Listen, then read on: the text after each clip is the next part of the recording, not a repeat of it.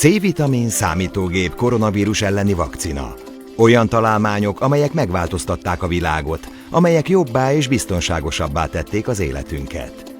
De mire mentek volna a magyar zsenik, ha kutatásaik mögött nem lett volna anyagi támogatás és a termékekhez való széleskörű hozzáférés segítő folyamatok?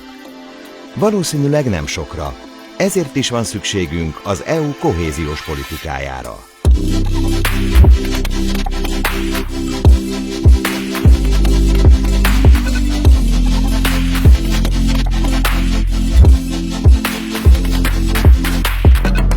Képzeld el, hogy ülsz a munkahelyeden, csinálod a napi rutinodat, vagy éppen betegen a kanapédon heversz, amikor szöget üt a fejedben a felismerés. Lehetne ezt jobban is csinálni.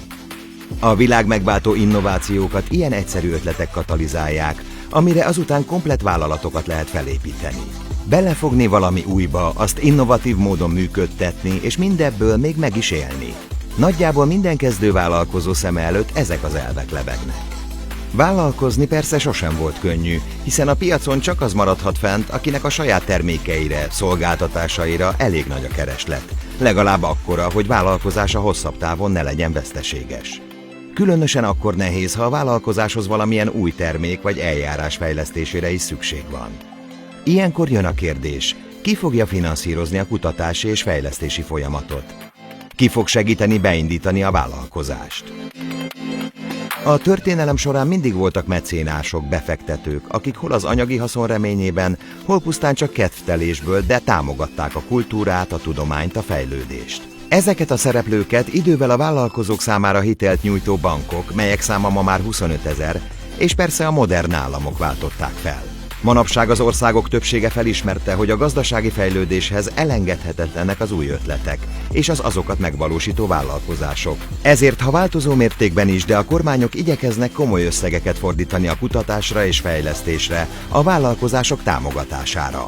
Az EU-ban például átlagosan a központi költségvetések 2%-át költik kutatásra és fejlesztésre.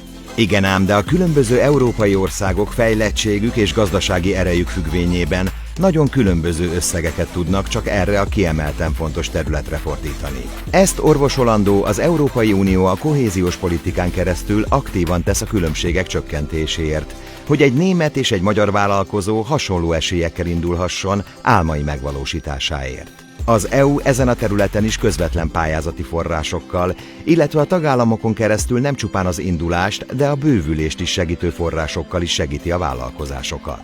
Mióta Magyarország csatlakozott az európai integrációhoz, az EU egyre inkább előtérbe helyezi a kutatást, az innovációt, és az európai gazdaság motorjának tekintett kis- és középvállalkozások fejlesztését. Erre szükség is van, hiszen az EU-s vállalkozások 99%-a, körülbelül 23 millió cég, 250 főnél kevesebbet foglalkoztat, tehát valóban rajtuk áll a gazdaság teljesítő képessége. 2014 és 2020 között az EU 140 milliárd eurót költött a kis- és középvállalkozások támogatására, amelyből évente 39 000 vállalkozás segíthetett közvetlen formában.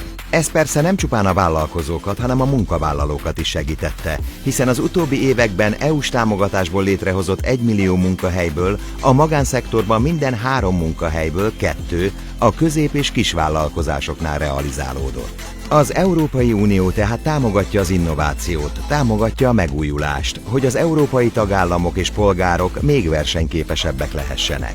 Az EU által támogatott vállalkozások sikere ugyanis mindannyiunk sikere.